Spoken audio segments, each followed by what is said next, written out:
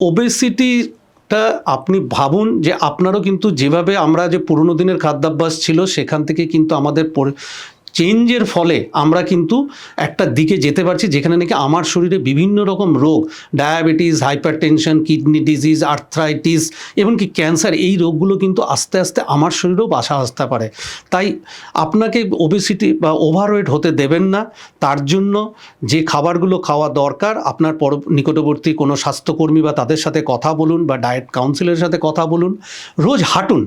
এটা হচ্ছে যে একটা কথা যে ০.৫ ঘন্টা করে যদি আমরা রোজ হাঁটি তাহলে কিন্তু আমার অনেকটা ওজন আমি নিজেকে ধরে রাখতে পারবো। সঠিক সময়ে ঘুমোন, রাত্রিবেলা ঘুমের সময়টুকু ঘুমোন।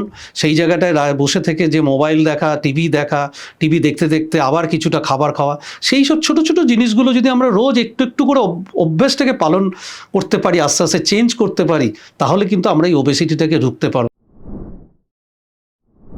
সম্পূর্ণ ভিডিওটি দেখতে ভিজিট করুন আমাদের ইউটিউব পেজ দ্য ওয়ার্ল্ড আরোগ্য।